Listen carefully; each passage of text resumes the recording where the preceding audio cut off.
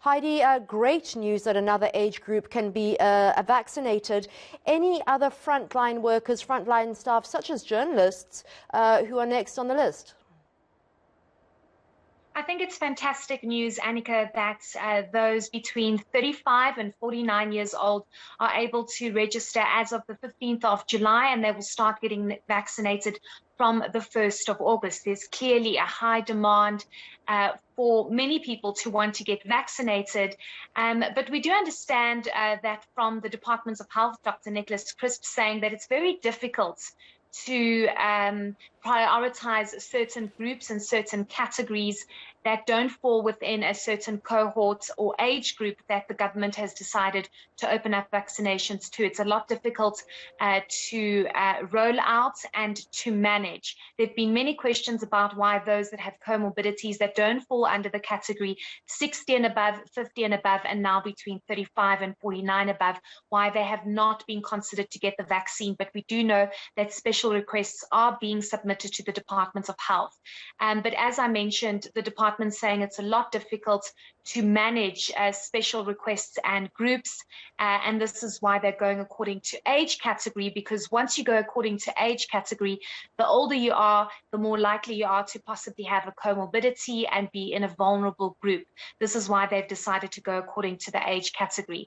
I'm not entirely sure when journalists or other key essential workers that contribute to the economy, even restaurant owners, waitresses and waiters who constantly are told that their sectors of the economy will shut down when there's a third wave or a spike in infections, when they will be vaccinated, because they are also exposed.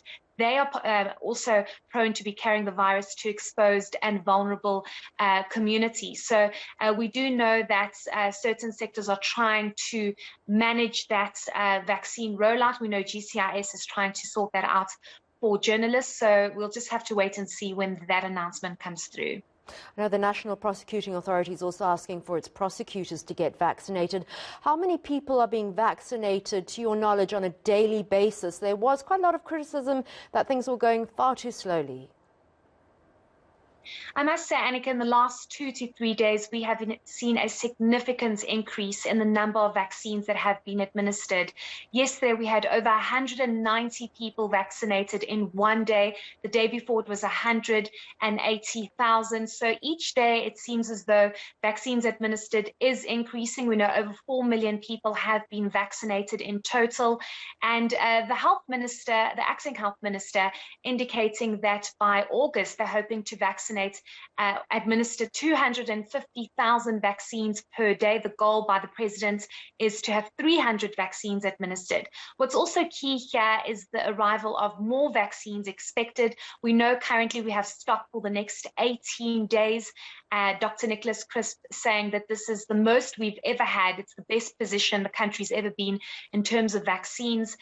We have about 3.8 million in the pipeline at the moment. So it seems as though things are going good. Vaccine rollout is expected to intensify and increase, especially over the weekends. So just holding thumbs that everything will go according to plan, because the option that we have right now is to vaccinate. It reduces the possibility of variants spreading and, of course, severe COVID-19, where we're seeing hospitalization and deaths in this current third wave.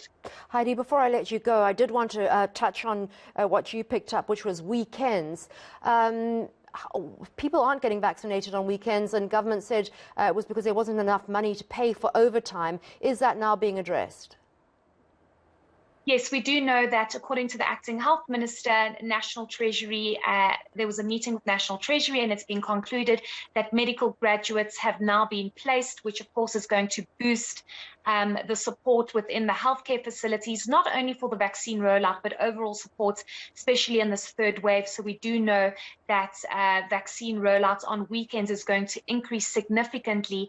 And also it's important to note, Annika, that the private sector has really been coming through, especially on weekends, with their private vaccination sites, working overtime to try and get as many vaccines over on the weekend. As many people can't get to vaccination sites in the week, especially the elderly who rely on the younger to get them to these sites. So hopefully we'll see those vaccine numbers over the weekends doubling, because right now we're seeing about 5,000 over the weekend, which isn't great.